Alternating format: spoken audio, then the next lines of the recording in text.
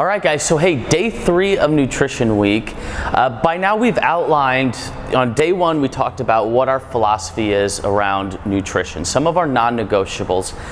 Day 2, Sabrina brought a little bit of knowledge to us about calories, why those matter, and maybe some ranges of suggestions for calorie intake depending on your goals. And then she discussed macronutrients. So if you remember, our 3 macronutrients are carbohydrates, fats, and protein. So now what we're going to transition into is discussing some ways that these principles have been interpreted in popular society and different diet plans. So the first plan of these that we're going to talk about that you're probably familiar with is the Paleo diet. The Paleo diet was made popular by Dr. Cordain and Rob Wolf. If you're familiar with those guys, a quick Google search will give you more than ample information on the diet. But let's talk about it in very broad terms, and I'm going to also give you a suggestion for who I would recommend adopting a Paleo diet. So the Paleo diet, or Paleolithic, essentially comes from a philosophical premise that we accept in a lot of different areas. So the general premise is that technology, specifically the agricultural revolution, has advanced our ability to provide food to people that we have not quite evolved to be able to handle. So meaning we now have access to such a breadth of food that historically we never had access to, that essentially our bodies have not evolved to the capacity to be able to accept that. So this philosophy, we see it in a lot of different areas. So like in the area of like sleep research, for example, we understand that screens, you know, our computer screens, our tablets, our smartphones, things like that, emit light that disrupts our melatonin. So this is a premise, meaning that technology is advanced beyond what we have evolved to adapt to it. So in the scenario of like a screen, you know, sleep scientists would recommend to not have access to that screen immediately before bed, because our bodies, the way that we process our melatonin and the way that we see light has not evolved to adapt to the technology that we have. The Paleo diet comes from that same type of philosophy. Our advances in technology and food have evolved much faster than our body's ability to handle the foods that we now have access to. So the Paleolithic diet says that you should give preference to foods that have been around just about as long as humans have been around. So meaning if our ancient ancestors had access to this food, it's probably cool for you to eat. Now there's a brief caveat here, because the way that we even grow natural whole foods is probably not what our hunter-gatherers had access to. So in very broad terms, the Paleolithic diet would probably give preference to things grown in the ground, to animals raised sort of how they have always been raised in pastures and things like that. Let's dig into it a little bit more. So some things that are on the yes list for the Paleolithic diet: high quality meats. So we're talking grass-fed meat, pasture-raised meat, wild-caught fish, things like that.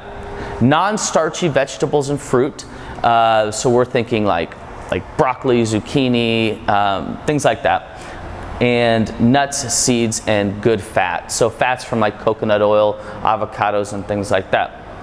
What is on the no list? No dairy, no sugar, no cereal grains, so things like rice, some oats, wheat, things like that, and no legumes. That's the very broad general terms. There's a lot more information that you can find online for that. So here are some of my pros and cons of the Paleo diet. A great pro is that it's a very simple introduction to clean eating.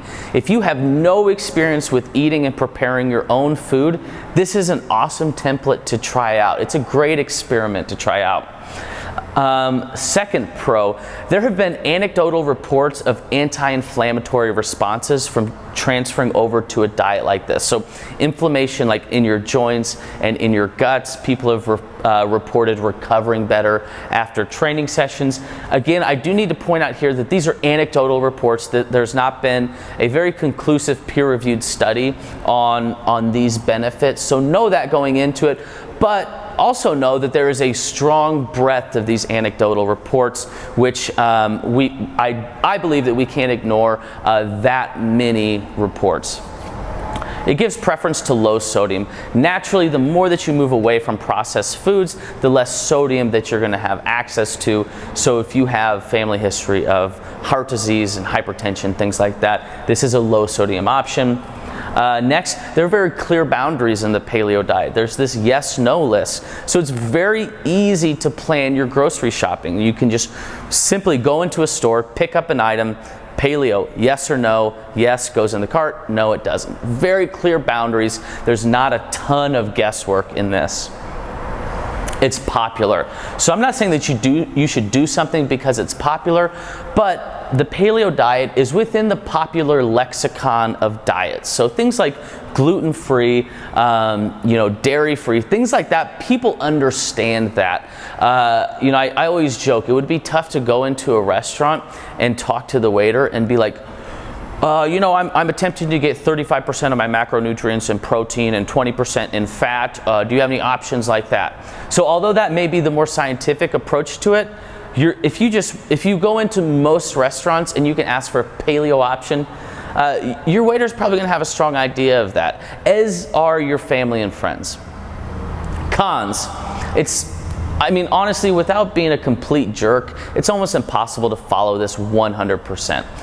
You are going to go to dinner parties. If you look back at our non-negotiable rules in the first video, you'll see that food is social, food is tasty. You need to experience these things with other people. With that being said, it would be almost impossible to follow paleo 100% of the time.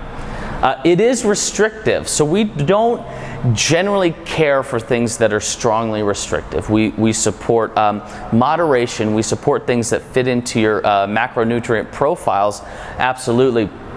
But there are items here that could be potentially enjoyable in your food experience, and the paleo diet is going to restrict those. So that is a con for this.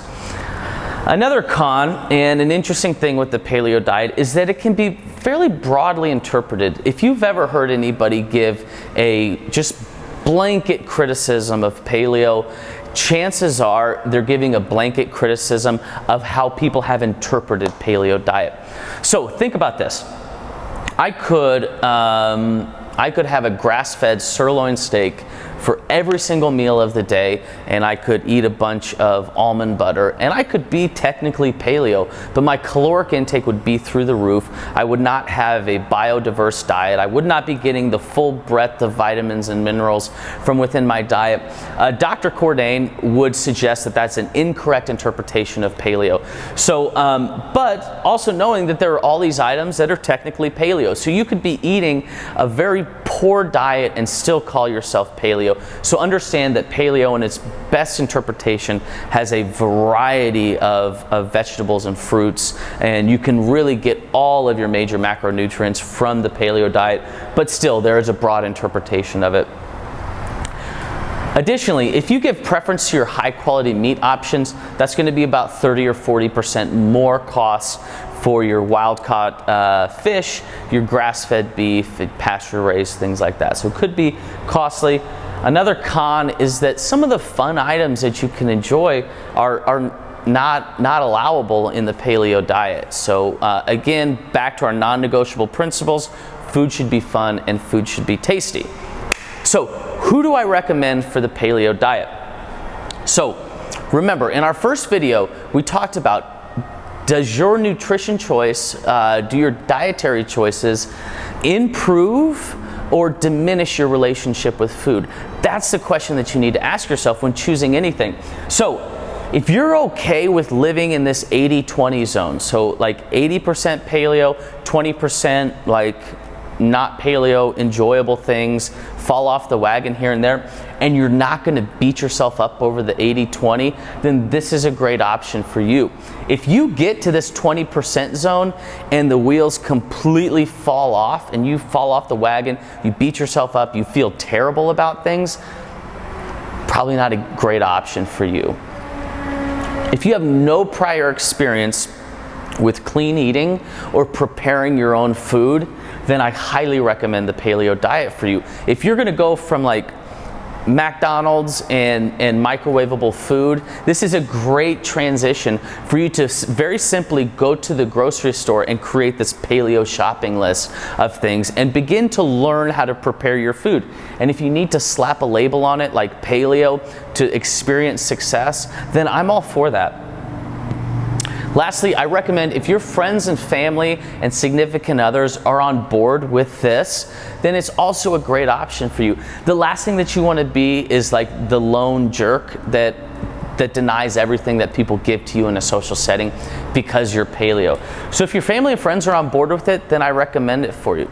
So hope that gives you guys a clear idea of some of the pros and cons of paleo and the people that I would recommend giving it a shot. Again, guys, always abide by our non-negotiable principles and our macronutrient recommendations before giving any of these things a shot. Thanks.